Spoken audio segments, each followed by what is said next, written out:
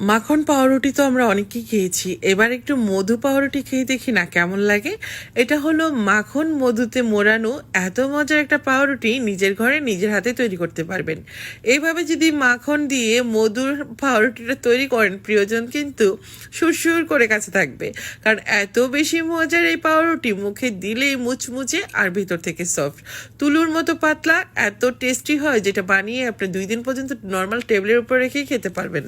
কোনো কথা হবে না, চলুন সবাই চুপচাপ রেসিপিটা দেখি। এত মজার রেসিপি, মনোযোগ দিয়ে তো দেখতে হবে, তাই না? আমি এখানে 3 কাপ নিয়েছি ময়দা, স্বাদ মতো লবণ, মানে সামান্য করে লবণ দিয়েছি, আর চিনি দিলাম 4 টেবিল চামচ পরিমাণ, যেটা লাগবে একদম অরিজিনাল ইস্ট। বাজারের ইস্ট দিয়ে পারফেক্ট পাউরুটি কখনো সম্ভব না।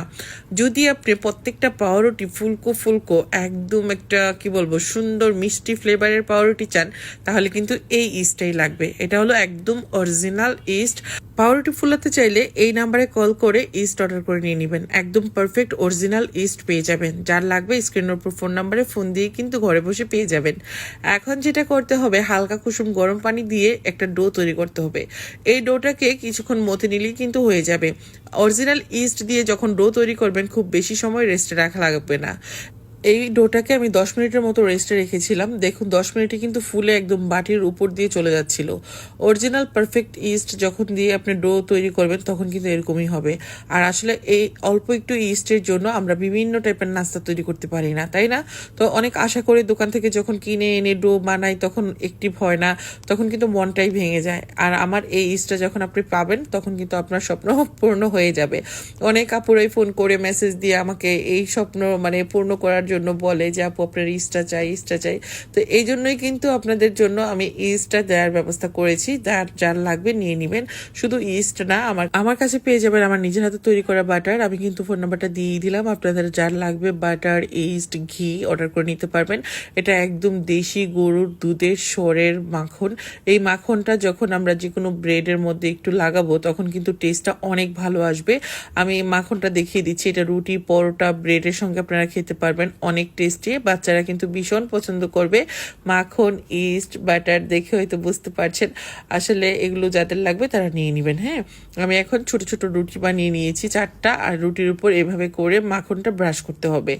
এখন আমি আরও একটা রুটি এর উপর বসিয়ে দিলাম, আবার মাখন ব্রাশ করব, তার উপর কিন্তু আমি আবার একটা রুটি বসিয়ে দেবো। এভাবে করে আমি 4টা রুটি বসাবো। আশা করছি এটা দেখে বুঝে নেবেন। রুটিগুলো কিন্তু খুব বেশি মানে বড় হবে না, মানে পাতলা করে বানাতে হবে। অল্প অল্প ডো নিয়ে পাতলা করে রুটি বানিয়ে 4টা রুটি একসাথে করে তারপর একটা বড় রুটি বেলে নিতে হবে। আমি যেটা করছি এটা আশা করছি দেখেই বুঝতে পারবেন। তারপর 4 কোণা আমি কেটে নিচ্ছি। এটা আসলে রান্না হলো একটা আর্ট। আপনি যত মন থেকে ভালোবেসে রান্না করবেন, ততই রান্নাটা পারফেক্ট হবে এবং সুন্দর হবে। এখানে আমি ডিমের কুসুম নিয়েছি, সাদা অংশ না কিন্তু। তো ডিমের কুসুমটা এভাবে করে আমি দিয়ে দিচ্ছি। এখন যেটা করব এটা দেখে বুঝে নিতে হবে। এভাবে করে পেঁচিয়ে নিব। আপনি চাইলে এরকম একটা রোল দিয়ে একটা মানে তৈরি করতে পারেন বান, আবার চাইলে এই রোলটাকে দিয়ে আবার আরেকটা রোলের উপরেও কিন্তু পেঁচিয়ে নিতে পারেন। কিভাবে করবেন সেটাও দেখিয়ে দিচ্ছি। তো এই তো আমি আরও একটা মানে বান তৈরি করে নিচ্ছি। এগুলো কিন্তু যখন আমি একটু রেস্টে মানে রাখবো, তখন ফুলে যাবে। তো এখন আমি 2টা লেয়ারে করে নিচ্ছি। দেখুন আমার কাছে মনে হয় 2টা লেয়ারে করলেই মানে বানগুলো দেখতে সুন্দর হয়, বড় বড় হয়।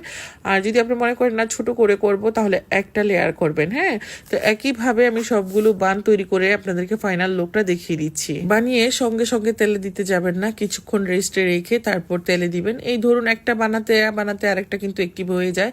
ধরুন বানানোর পর 5-6 মিনিট যদি একটু রেস্টে রাখা হয়, তাহলে কিন্তু বানগুলো সুন্দরভাবে অ্যাক্টিভ হয়।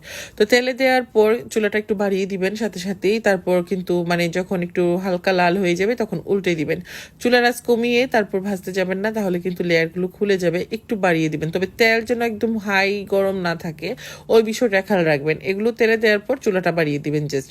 আর আগে থেকে তেল খুব বেশি গরম করবেন না, তাহলে উপর থেকে কালার এসে যাবে। আর দেখুন কতটা সুন্দর লাগছে মাশাআল্লাহ। বাচ্চাদেরকে যদি আমরা এরকম টিফিন বানিয়ে দিই, বাচ্চারা কেন খাবে না বলেন তো? আর এটা বানিয়ে কিন্তু আপনি অনায়াসে 2-3 দিনের মতো নর্মাল আপনি টেবিলের উপর রেখেই খেতে পারবেন।